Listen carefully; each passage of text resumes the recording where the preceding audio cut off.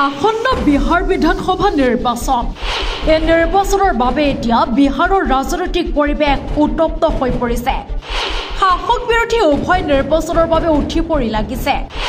এফালে NDA আনফালে India block.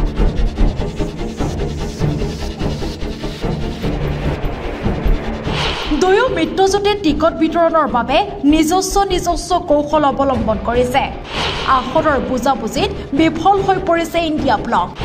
Ticket বিতৰণ সকলোৰে বাবে মুকলি কৰি দিছে। কিন্তু বিহাৰ বিধানসভা নিৰ্বাচনৰ বাবে আসন ভাগ বতৰাৰ ক্ষেত্ৰত এতিয়া জটিলতাৰ সৃষ্টি হৈ থকাৰ সময়তে Indian national development inclusive alliance চমুকৈ ইণ্ডিয়া ব্লক মিত্ৰজোঁটে টিকট বিতৰণ সকলোৰে বাবে মুকলি কৰি ৰাখিছে। ৰাষ্ট্ৰীয় জনতা দলকে ধৰি বিৰোধী মিত্ৰজোঁটৰ সকলো গুৰুত্বপূৰ্ণ সমষ্টিতে নিজৰ প্ৰাৰ্থীক নিৰ্বাচনী প্ৰতীক আবণ্টন দিবলৈ আৰম্ভ কৰিছে।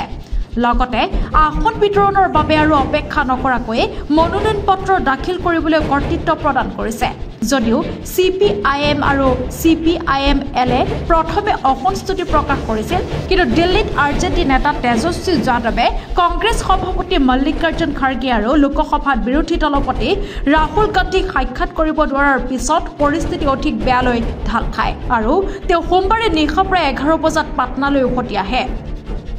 RJDৰ মুৰব্বী লালু প্ৰসাদ যাদৱ, তেওঁৰ পত্নী ৰাবৰি দেৱী আৰু তেজস্বীয়ে আন 11 জনৰ সৈতে IRCTCৰ কেলেংকাৰী সন্দৰ্ভত উত্থাপিত অভিযোগৰ পৰিপ্ৰেক্ষিতত আদালতত হাজিৰ হ'বলৈ দিল্লীলৈ গৈছিল।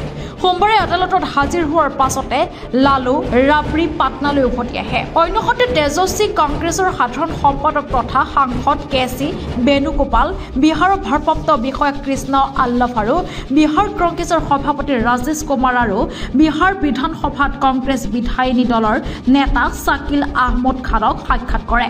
কিন্তু খাৰ্গে আৰু ৰাহুলৰ মাজত তেজস্বীৰ নিৰ্ধাৰিত বৈঠক বাস্তৱায়িত নহল। কংগ্ৰেছৰ ভিতৰুৱা সূত্ৰই প্ৰকাশ কৰা অনুসৰি কংগ্ৰেছক 60ৰ পৰা 61খন আসন আগবঢ়োৱাৰ ক্ষেত্ৰত RJD অটল স্থিতিত তাকো নিৰ্দিষ্ট পৰম্পৰাগত সমষ্টিৰ দাবীৰ প্ৰতি গুৰুত্ব নিদিয়াকৈ তেজস্বীক মুখ্যমন্ত্ৰী পদৰ প্ৰাৰ্থী হিচাপে ঘোষণা কৰাৰ দাবী আৰু দিল্লীৰ আদালতে তেওঁ পিতৃ-মাতৃৰ বিৰুদ্ধে অভিযোগ গ্ৰহণ কৰি আদিয়ে ইয়াৰ মূল কাৰণ হ'ব পাৰে।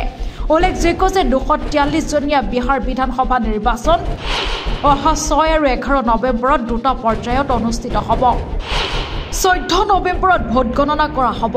বিহাৰৰ প্ৰথম আৰু দ্বিতীয় পৰ্যায়ৰ নিৰ্বাচনৰ বাবে মনোনয়ন পত্ৰ দাখিলৰ অন্তিম তাৰিখ হৈছে ক্ৰমে 17 আৰু 20 অক্টোবৰ।